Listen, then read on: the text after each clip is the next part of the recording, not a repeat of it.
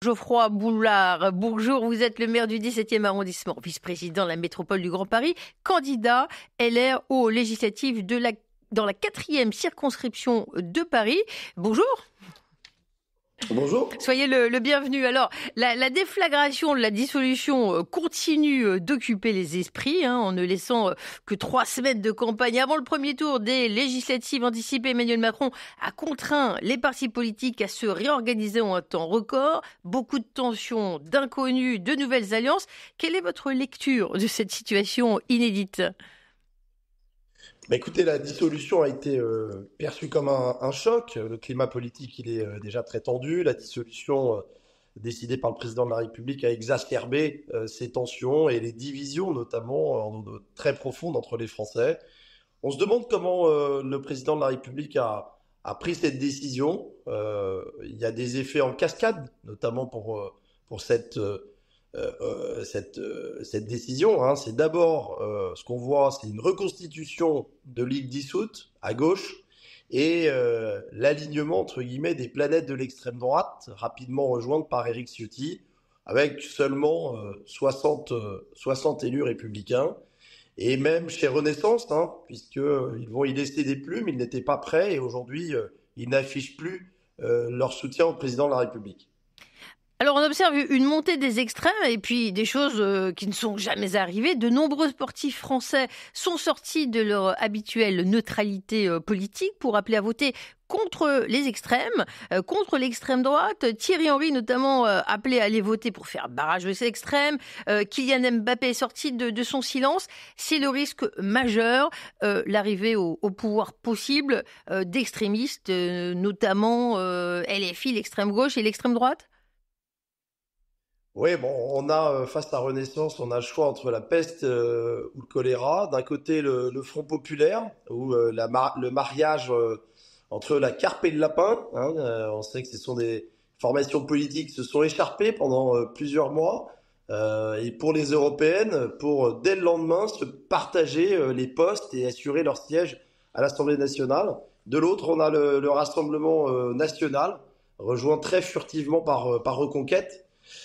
Puis finalement seulement par Marion Maréchal. Alors pourquoi elle est inquiétante, cette situation? C'est qu'entre l'extrême gauche qui se vautre copieusement dans la violence, qui renie les principes élémentaires de la République, la laïcité, la lutte contre l'antisémitisme, qui bafoue nos institutions, à commencer par notre police, qui brûle des drapeaux français, qui se drape dans les drapeaux palestiniens en refusant de reconnaître les massacres et le pogrom du 7 octobre en Israël. Et puis de l'autre côté, on a l'extrême droite qui n'a changé finalement que de nom et de visage, plus doux, plus aseptisé, plus angélique, certes, mais aux idées toujours aussi mortifères. On l'a vu encore ces dernières heures. Et à l'opposé des valeurs démocratiques et républicaines, sans oublier la démagogie de leur programme, c'est 100 milliards d'euros de dette qui arriverait si le Rassemblement national venait au pouvoir. Alors Geoffroy Boulard, vous étiez présent sur le parvis de l'hôtel de ville hier soir. Entre 2000 et 3000 personnes se sont réunies après le viol en réunion dénoncé par une petite fille de 12 ans à Courbevoie, un crime qui a suscité beaucoup d'émotions, d'indignation. Ce viol antisémite s'inscrit dans le prolongement d'un climat hostile aux Juifs, alimenté par des déclarations politiques irresponsables qui soufflent sur les braises et attisent la haine des Juifs depuis plusieurs mois. C'est ce qu'on a pu entendre. Pourquoi votre présence hier, c'est important ? Écoutez, les drames se répètent et rien ne change. C'est absolument intolérable. J'ai pris la parole sur le parvis de l'hôtel de ville hier. Ce qu'a subi cette jeune fille est inqualifiable au sens propre du terme. Il n'y a pas de mot assez fort pour le qualifier. Je suis le père d'une jeune fille plus grande. Et évidemment, ça me terrifie ce qui s'est passé. On parle d'un crime antisémite commis par des mineurs dont l'âge nous interpelle, nous horrifie, 12 et 13 ans. Ces 3 adolescents sont peut-être mineurs, mais ce sont des monstres. Et je pense que les mesures d'assistance éducative ou les heures de sensibilisation dans les établissements scolaires annoncées par le président de la République ne suffisent plus à rétablir la raison dans l'esprit de ces criminels et dissuader réellement. Voilà, moi j'ai pris la parole pour rappeler qu'il y avait un travail qui devait être fait en profondeur. D'abord, un travail sur la répression, notamment avec un délit d'antisionisme qui doit absolument exister. Il y a eu des propositions de loi à l'Assemblée nationale qui n'ont pas vu le jour. On voit bien que on se drape derrière l'anti-sionisme pour finalement exprimer des positions antisémites. C'est inqualifiable. La République doit être extrêmement ferme. Elle doit s'adapter aussi à ces déviances. C'est notre pacte républicain qui est en jeu. C'est pas uniquement la communauté juive qui est attaquée. C'est vraiment notre pacte républicain et c'est inadmissible. Alors moi, je propose, comme d'autres, et David Lisnard notamment le propose, sur la délinquance des mineurs, l'abaissement de la majorité pénale à 16 ans. L'autorité de l'État doit être réaffirmée et la fermeté avec des vraies sanctions dissuasives et évidemment refondre le code de la justice pénale des mineurs.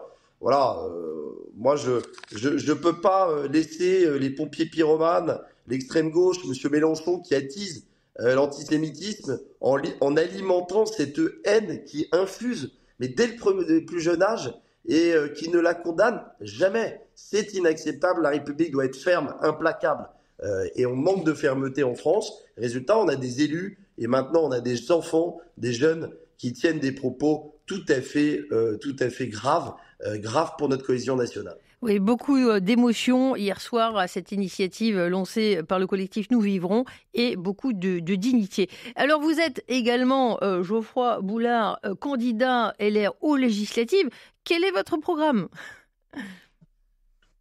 Alors nous, les républicains indépendants, vous avez vu effectivement les difficultés de notre famille politique, on porte une droite qui assume sa fermeté à l'égard de ceux qui ne respectent pas nos valeurs et nos institutions, j'en parlais à l'instant, qui respectent tous les principes de notre République, notamment la fraternité, qui manque cruellement aujourd'hui dans le pays, fraternité à l'égard de tous, pas de distinction, qui respecte aussi cette droite, son histoire et celle de son pays, qui reconnaît ses voisins, l'Europe, qui ne s'isole pas, tout en restant évidemment attaché à la souveraineté de la France, qui vit aussi avec son temps, tourné vers l'avenir, ses richesses, sa créativité, son innovation, qui croit en l'éducation et en la transmission des valeurs, la transmission des savoirs, la transmission de l'histoire, au-delà de sa démarche individualiste, opportuniste et, il faut bien le dire, électoraliste.